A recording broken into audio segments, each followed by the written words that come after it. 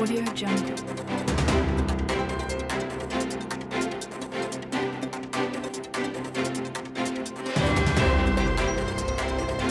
Audio Jungle.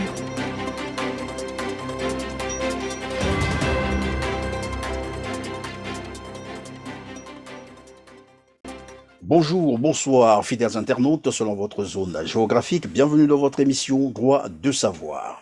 Eh bien, comme vous le savez tous ou presque, les Congolais sont attendus aux urnes le 21 mars prochain pour élire le nouveau président de la République du Congo. Une élection deux phases dont la première a eu lieu aujourd'hui 17 mars 2021, notamment le vote par anticipation de la force publique. Une élection dont les conditions d'organisation sont contestées par une bonne partie de l'opposition congolaise, mais aussi par l'Église catholique du Congo, qui représente tout de même 80% de la population congolaise. La France, premier partenaire économique et politique du Congo-Brazzaville, est aux abonnés absents. C'est un silence total, alors que, pour les mêmes raisons, elle s'était prononcée publiquement sur la Côte d'Ivoire. Ainsi, Droit de savoir s'intéresse à cette attitude de la France, silence. Pour ce faire, nous recevons sur ce plateau Monsieur Sébastien Nadeau, député à l'Assemblée nationale française. Bonjour, Monsieur le député. Bonjour, merci beaucoup pour votre invitation. Merci d'avoir accepté notre invitation, Monsieur le député. Alors, vous le savez probablement que la République du Congo, aussi appelée Congo-Brazzaville, a des relations séculaires et privilégiées avec la France. Peut-être qu'il faut rappeler que le Brazzaville fut la capitale de la France libre. Et qu'est-ce qui justifie aujourd'hui le blackout médiatique, surtout au niveau de la France, sur les différentes crises qui minent le Congo-Brazzaville, j'en dirais depuis le retour aux affaires par les armes, bien entendu, de Denis Sassou Nguesso. D'abord, vous avez raison de rappeler ce passé, cette histoire partagée très fort, avec quand même ce passé colonial qui pèse encore dans nos relations et qui disent quelque chose de la situation actuelle. Pourquoi ? Parce que le silence, c'est le silence qu'on retrouve de la part de la France tant qu'elle n'est pas poussée à, je dirais, elles ne sont pas obligées de prendre la parole. Elles préfèrent être silencieuses, y compris quand les droits humains sont bafoués dans un pays, quand c'est une ancienne relation très forte avec ce colonialisme derrière. Elle est hésitante. Et vous avez dit en présentation que la France avait parlé, avait pris la parole, le président de la République, sur la situation en Côte d'Ivoire, mais c'est parce qu'on l'a poussé à le faire. C'est parce que on est revenu à la charge un certain nombre de fois, parce que dans un premier temps, ça passait sous silence. C'était la même chose pour l'élection présidentielle en Guinée, et ainsi de suite. Si on revient en arrière sur toutes ces élections, et je crois qu'on peut remonter depuis l'élection au Burundi en 2015 comme vraiment le marqueur d'une faillite des principes démocratiques élémentaires quand on arrive à l'élection présidentielle, avec des conséquences extrêmement violentes pour la population, et pour les opposants et pour les journalistes. Et donc un cas de figure qui est celui vers lequel on s'achemine aujourd'hui au Congo. On a cet étrange silence de la France, qui est un silence à la fois qui repose sur des conservatismes, et puis qui est aussi un silence d'un pays qui cherche ses marques, des nouvelles marques avec les pays du continent africain, et qui n'a pas encore trouvé ces marques. En dépit de quelques jolis discours, on n'a rien trouvé en termes de concrétisation. Et pourtant, vous l'avez dit, on est censé être le pays des droits de l'homme, donc les marques, elles ne sont pas si compliquées que ça à trouver. Et dans un cas comme celui qu'on aborde aujourd'hui à travers cette élection, si dans des cas comme ça, la France ne dit rien, moi je ne sais pas à quel moment elle va dire quelque chose en matière diplomatique. Est-ce que parce que on penserait que les intérêts sont beaucoup plus forts, ou bien il faut sauver le soldat, ou Écoutez, qu'il y ait des intérêts économiques, je dirais, c'est quelque chose de normal. On a dans la relation avec tous les pays une partie de la relation qui se base sur les intérêts économiques. Je crois qu'il ne faut pas se le cacher.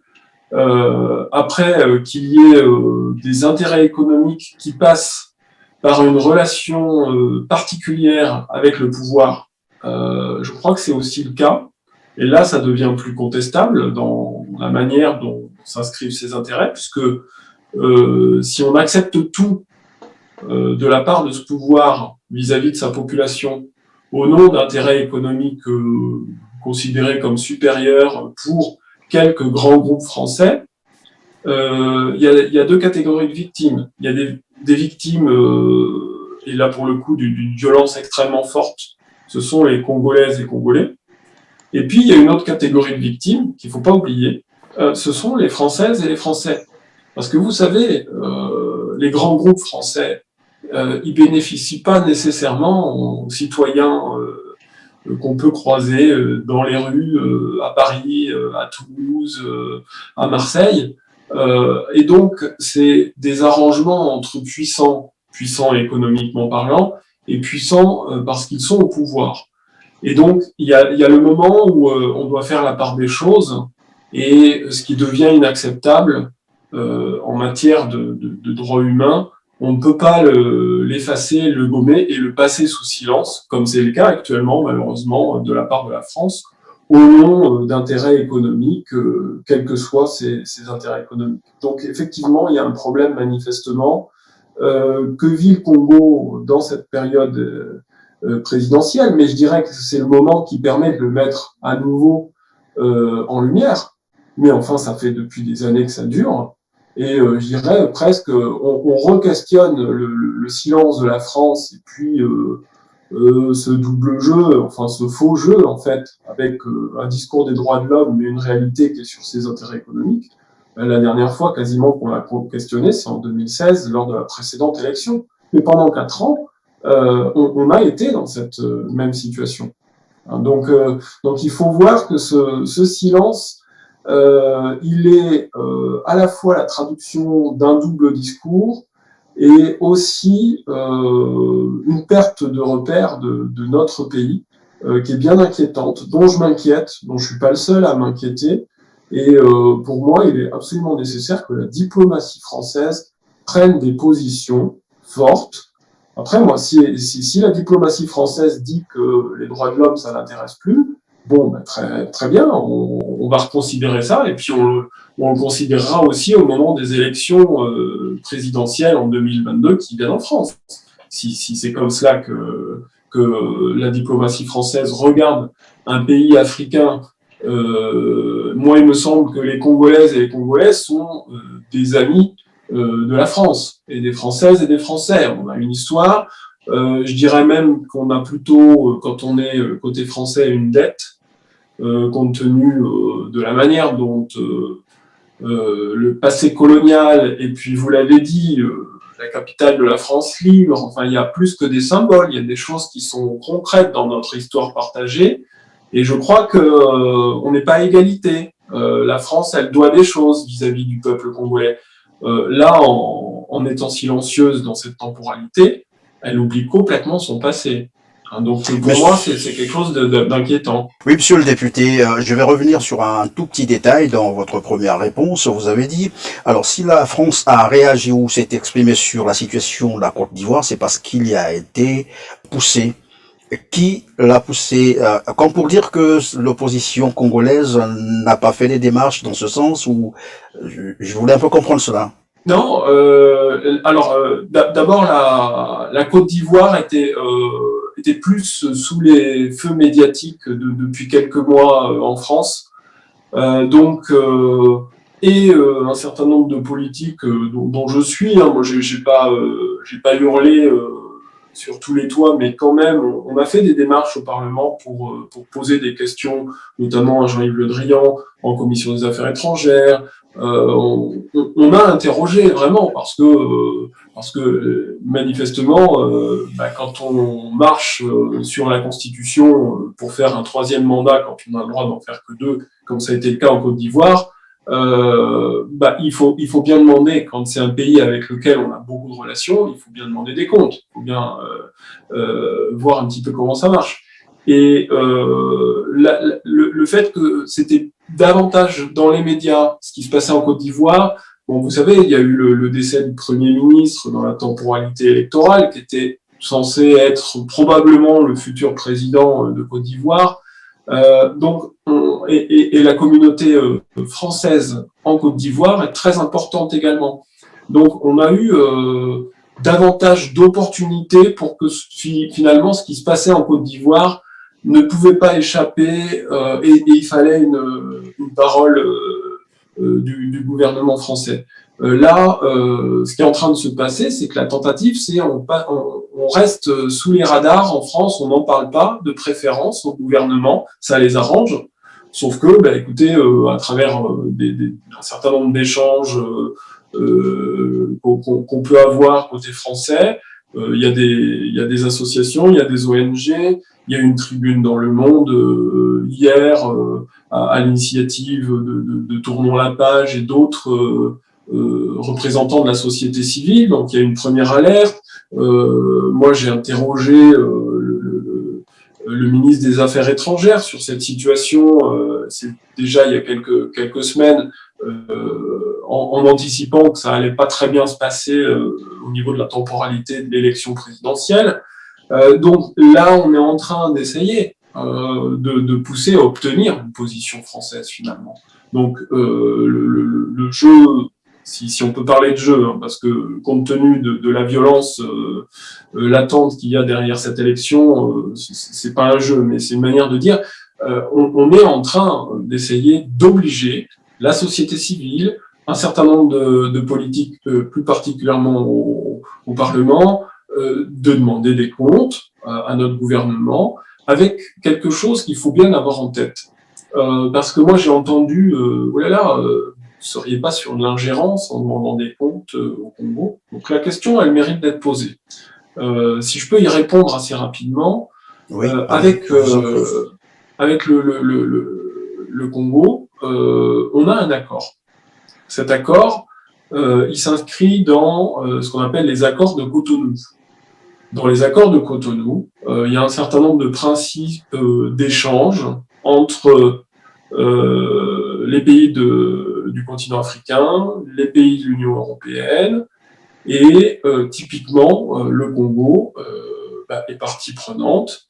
Le Congo, donc, en s'engageant dans ces accords, s'engage sur l'intégralité des accords. Et il y a, dans ces accords, l'article 96 qui dit clairement qu'on doit respecter un certain nombre de principes démocratiques. Et on peut déjà dire qu'à travers la temporalité de 2016, ces principes ont été plus qu'entamés. Et aujourd'hui, ils sont déjà mis à mal. Ça veut dire quoi? Ça veut dire qu'au regard du droit, au regard d'un traité international, eh bien, moi, en tant que parlementaire, la France peut demander, alors, les accords de Cotonou, c'est via l'Union européenne, c'est un mécanisme un peu complexe, mais qui est intéressant, parce que c'est pas directement la France qui ferait valoir des intérêts économiques et puis qui mettrait la pression sur le Congo d'une manière assez directe, ça passe par l'Union européenne. Donc l'inconvénient, c'est que ça met un peu plus de temps. Mais n'empêche que le Congo, il s'est engagé avec la France, avec les autres pays de l'Union européenne, à respecter des principes démocratiques, et il ne les respecte pas en ce moment. Donc, c'est pas de l'ingérence, c'est juste demander que dans le contrat qui nous unit de pays à pays, qu'il y ait un respect d'un certain nombre de règles sur lesquelles on s'est engagé. Et si le président, en plus, il se trouve qu'en 2000, sauf erreur de ma part, c'était déjà lui. Donc les accords de Cotonou, ils datent de 2000. Ils ont été revus un certain nombre de fois, mais c'était toujours le même président de la République. Donc il peut même pas dire que c'était un prédécesseur et que lui, il n'est pas tout à fait d'accord avec ces accords. C'était lui qui les a signés. Donc il y a vraiment cette question qui est extrêmement forte. Il y a un engagement du Congo sur le respect de principes démocratiques. Et en échange, le silence de la France, il est absolument anormal. Parce que moi, je demande à mon gouvernement de faire respecter les traités sur lesquels il est engagé. Sinon, ça n'a pas de sens de faire des traités. Et donc, ça veut dire que l'état de droit, les questions de relations entre pays qui sont réglées par le droit, ça ne compterait plus pour rien. Mais on s'invite dans un monde absolument étrange. Si toutes les questions qui organisent les relations d'État à État, on dit on s'en sert plus, ça va être vraiment compliqué, hein, les mois, les années qui viennent. Vous parlez déjà des droits de l'homme qui sont violés par des pays, sinon un président qui est pourtant à ratifier les textes avec les autres. Alors, vous êtes probablement aussi informé, puisque ça passe sur les réseaux sociaux et dans d'autres médias, même si ils sont pas bien suivis en France, qu'au Congo-Brazzaville, la torture, elle est systématique, des exécutions sommaires, des enlèvements, des emprisonnements. Il y a des prisonniers politiques et d'opinion. De toute façon, dernièrement, la France demandait d'ailleurs à Denis Sassou Nguesso qu'elle attendait des actes de lui, notamment dans la libération de Jean-Marie Michel Mokoko et Okombi Salisa. Il y a bien d'autres prisonniers également. Et vous savez également, entre 2016 et 2018, tout un département de la République du Congo, le Poul, avait été soumis au bombardement. Hélicoptères et chars de combat ont été mis à contribution. Et curieusement, tous ces événements, bien malheureux, tragiques, sont passés inaperçus. La France n'a dit aucun mot. Qu'est-ce qui peut justifier cette attitude ? Mais il n'y a rien qui justifie cette attitude. Moi, je suis parlementaire français, je suis représentant de la nation, et je trouve que cette attitude du gouvernement français est honteuse. Voilà, il faut quand même le dire à un moment donné. Quand vous dites Jean-Marie Michel Mokoko, André Okombi Salisa, c'est emblématique d'une situation. Ils sont candidats à l'élection présidentielle en 2016, ils sont tous les deux en prison à l'élection présidentielle suivante. On voit à quel point on est dans un moment absolument critique. Et par ailleurs, il y a des prisonniers qui sont torturés, et puis je dirais presque dans la liste, tellement il y en a, vous en avez oublié, qui sont emblématiques de tout ce qu'il y a derrière.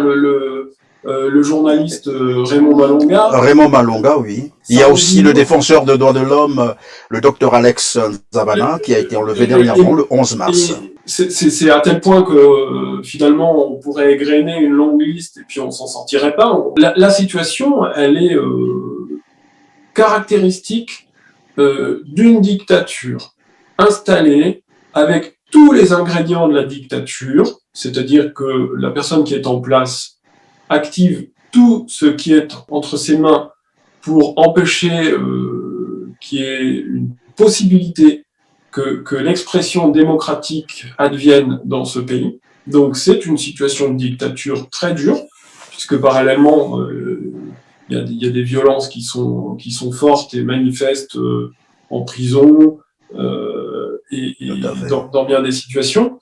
Et donc, bien évidemment, quand on voit que la France apporte une aide au développement qui est conséquente, ça remet en cause complètement la politique de la France vis-à-vis du Congo-Brazzaville. Parce que la question qui est posée et dans la tête d'un Français, c'est de dire, mais enfin, on envoie de l'argent à un pays où il y a une dictature qui est extrêmement violente en place, et quand arrive l'élection, qui en réalité est un théâtre d'élection, mais n'est pas une réelle élection, on se retrouve avec le gouvernement qui dit rien, qui veut passer ça sous le tapis, et puis on se dépêche de passer à la phase suivante, c'est-à-dire de revenir à il y a quelques mois où finalement les médias ne s'emparent pas trop du sujet,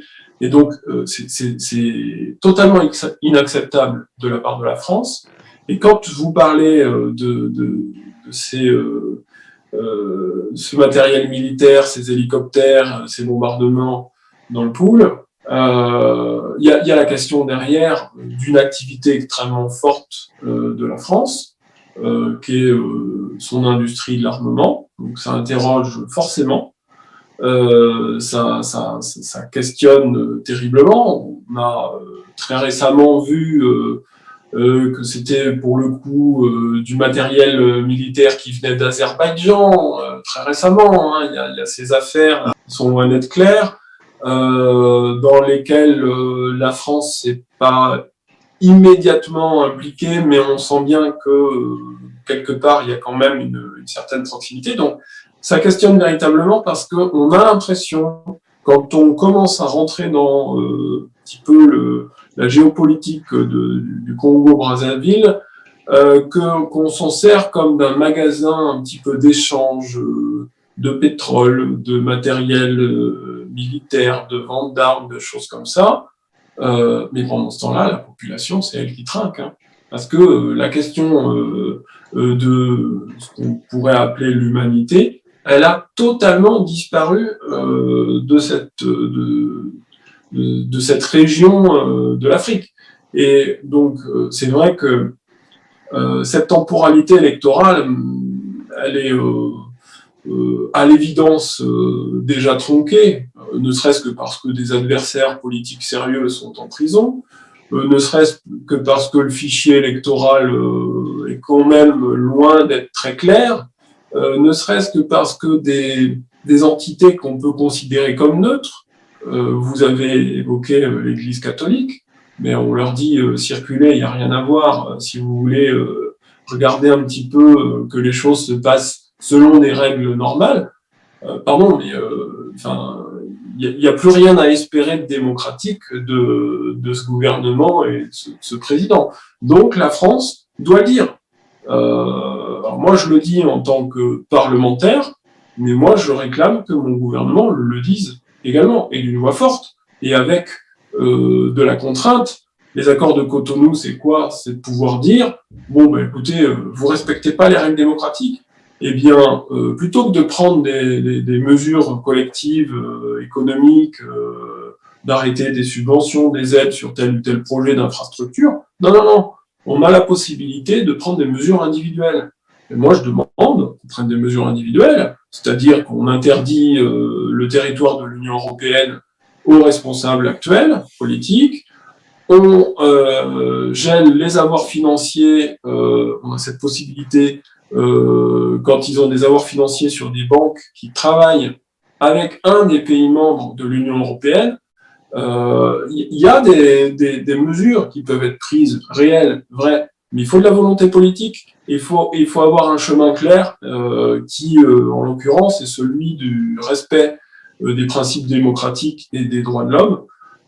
Donc là, moi, je m'inquiète bien évidemment pour les Congolais, Congolaises, mais je m'inquiète aussi pour la France parce que en ce moment, j'ai l'impression que la boussole, elle est un petit peu en train de crépiter dans tous les sens, mais elle s'occupe pas de ce qu'il faudrait. Nous parlons des droits de l'homme, nous parlons également de l'élection présidentielle donc qui pointe à l'horizon, c'est le sujet d'ailleurs central. Donc le 21 mars prochain, les Congolais sont attendus aux urnes, je l'ai rappelé, d'entre deux jeux. Cette élection qui a démarré aujourd'hui, puisque c'est en deux phases. Aujourd'hui, la force publique, gendarmes, policiers, militaires, ont été, en fait, sont allés voter. Mais nous savons que le scrutin ou les élections présidentielles en Afrique centrale, surtout au Congo, sont source de beaucoup de conflits et de beaucoup de crises. Telles que les choses sont parties, nous l'avons déjà noté, c'est que les conditions d'organisation sont mais vraiment douteuses. Et donc, cela présage des lendemains difficiles. Qu'est-ce que la France peut faire en ce si peu de temps qui reste pour tenter de sauver, je dirais, le peuple congolais qui risquera une fois de plus de sombrer dans des conflits sociopolitiques? Le plus tôt on aura une première réaction diplomatique de la France sera le mieux. Donc le mieux, ce serait quand même avant dimanche, déjà, de mettre les points sur les i quant à la possibilité du pouvoir en place de vouloir assurer sa victoire à tout prix et par tout moyen. Il faut quand même faire attention. Malheureusement, on a des précédents très récents où, si on prend vraiment dans l'actualité, regardez ce qui s'est passé en Ouganda, ça invite pas à penser que les choses vont très bien se passer, mais c'est à inscrire dans tout un mouvement de ces dernières années où à aucun moment on a l'expression démocratique qui permet de désigner le chef de l'État. Vous l'avez, donc je vous parlais du Burundi, on a eu le Gabon juste après. Là, récemment, on a eu cet épisode en Guinée. On demande à ce qu'il y ait les résultats des procès, par procès-verbaux, par bureau de vote. On n'a rien. L'opposition a rien. Qu'est-ce que ça cache? Qu'est-ce que ça veut dire? Si on est sûr de sa victoire, on peut produire des procès-verbaux par bureau de vote. Enfin, qu'est-ce que c'est que cette histoire? Et si on regarde en République démocratique du Congo voisine, à la fin de l'année 2018, on a des résultats partiels par bureau de vote qui donnent un vainqueur, et puis on proclame un autre vainqueur.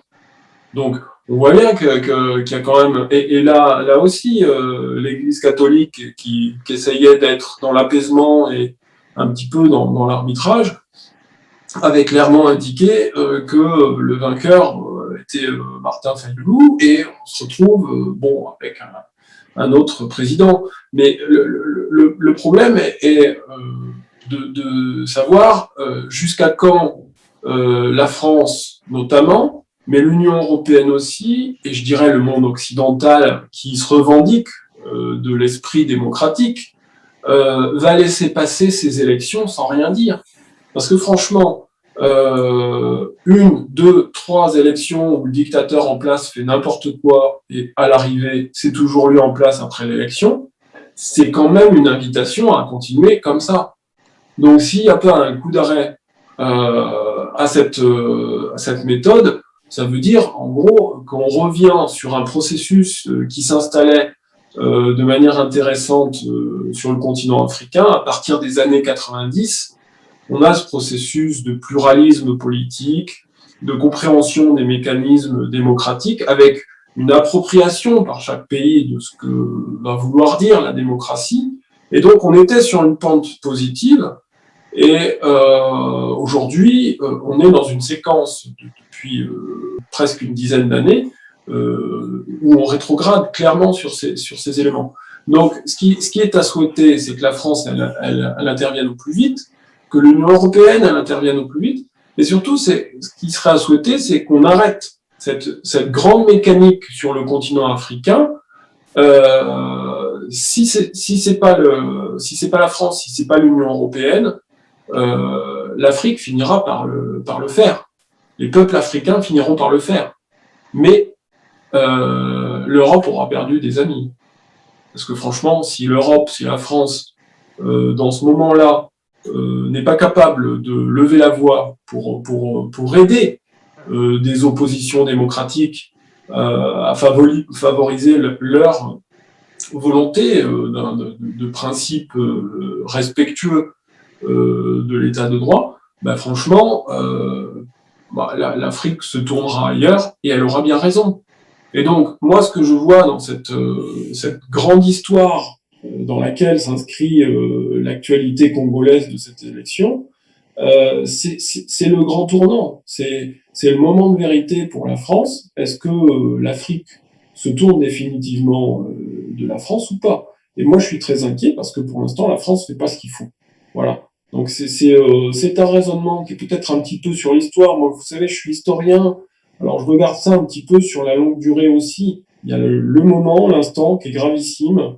Et puis, il y a le processus dans lequel tout ça s'inscrit, qui est pas un bon point en ce moment pour la France, hein, très clairement. Et pour terminer, monsieur le député, comment est-ce que la France, sinon les Français, pourront peser au niveau de leur gouvernement, de sorte que le gouvernement revisite un peu ses relations avec l'Afrique, parce que finalement, ça donne l'impression que la France soutient les dictatures en Afrique, et cela engendre un sentiment, d'ailleurs, qui inquiétait le président Emmanuel Macron, qui se posait d'ailleurs la question de savoir pourquoi tant de haine, en fait, ce sentiment anti-français, mais qui n'est pas en réalité un sentiment anti-français, mais un sentiment anti-politique français, parce que les Africains savent que c'est plutôt des politiciens, certains politiciens français, qui soutiennent les dictatures en Afrique, dont ils sont victimes d'ailleurs. Ouais, moi, je suis très rassuré de ce côté-là. Vous savez, je vois une grande maturité politique chez les Africains. Comme ils avaient déjà la sagesse que les Occidentaux n'avaient pas, vous savez, je pense que le regard qu'ils portent est un regard qui sait bien faire la différence. Alors, entre les politiciens et puis les citoyens français. Emmanuel Macron a généré de l'enthousiasme. Quand il fait son discours de Ouagadougou, moi-même, franchement, je vois ce discours, je suis très enthousiaste. C'était pas extrêmement innovant dans le discours, puisque François Hollande avait posé des bases assez intéressantes. Et puis, je dirais presque qu'il y avait l'inspiration de Mitterrand et de son discours de La Baule, qui date d'il y a bien plus longtemps. Le problème, c'est que, mais c'est pas spécifique à l'Afrique, je dirais, mais le problème, c'est que, passé le discours, il y a la concrétisation. Et on n'a pas vu les concrétisations de ce discours nulle part. Dans ce discours, il dit que la France sera du côté de tous ceux qui aspirent à la liberté, qui aspirent aux principes démocratiques, aux grands principes universels. Pardon, mais on peut prendre élection après élection depuis 2017 sur le continent africain. La France, elle a été soit silencieuse, soit du côté des dictateurs. Voilà. Donc on a cette situation. Après, dire qu'elle soutient, il y a des fois, c'est plutôt de l'ordre qu'elle se satisfait, ce qui n'est pas tout à fait pareil. Parfois, je pense que la France soutient, parce que ça lui permet économiquement de garder des positions, enfin, c'est ce qu'elle pense, mais il y a des fois où il y a une espèce de mollesse, et c'est plutôt la France se satisfait de tout ça. Alors après, comment faire il en va, de l'information des Françaises et des Français, parce que quand on les informe, quand on leur dit la manière dont le gouvernement ne bouge pas d'un poil quand il y a une situation dramatique dans un pays d'Afrique, comme c'est le cas à l'approche de cette élection, les Français, ça leur plaît pas du tout. Ça leur plaît pas du tout. Et on a un prisme des Françaises et Français. Il y a beaucoup de gens qui veulent voter Marine Le Pen, mais la question, elle n'est pas là. La question, elle est qu'ils voient bien qu'ils n'ont pas envie que leur pays fasse du mal à des gens qui sont dans leur pays et qui ont certainement assez de difficultés pour pas qu'on en rajoute. Donc il y a une nécessité d'information parce que beaucoup de Françaises et de Français savent pas. Et deuxièmement, ensuite, c'est faire pression. Donc il y a des parlementaires comme moi qui sont des relais pour faire pression. Donc plus il y a de citoyens en France, plus il y a de gens en France qui relaient sur les réseaux sociaux tout ce qu'on peut faire, tout ce qu'on peut dire, ben, ça permet d'exercer une pression qui fait qu'à un moment donné, le président de la République, il y a quelque temps, il s'est senti obligé quand même de dire à Jeune Afrique qu'il n'était pas très content de ce qui se passait en Guinée, enfin voilà, des choses comme ça. Bon, donc cette pression, je dirais, elle est quand même entre nos mains, à partir du moment où on considère que les parlementaires, c'est des représentants des gens, et donc s'il y a beaucoup de gens qui veulent qu'on avance sur ces sujets, ils ont qu'à le faire savoir aux parlementaires, et ça finit par bouger. Mais moi, je vois à l'Assemblée nationale, il y a plusieurs députés là qui commencent à se mobiliser autour des questions sur l'Afrique que je porte depuis un certain temps, parce qu'on voit bien qu'il y a un sujet, mais qui est pour le coup qui est très français. Notre diplomatie ne fonctionne pas bien en ce moment quand on regarde un pays comme le Congo et comme les pays voisins du Congo également. Bien, merci monsieur le député d'avoir répondu à toutes nos questions, mais surtout d'avoir accepté notre invitation. À vous, chers téléspectateurs, aussi, merci d'avoir été une fois de plus fidèles à votre canal d'information. Je vous prie donc de rester branchés sur TEDAR TV. Quant à moi, je vous retrouve très prochainement. Merci.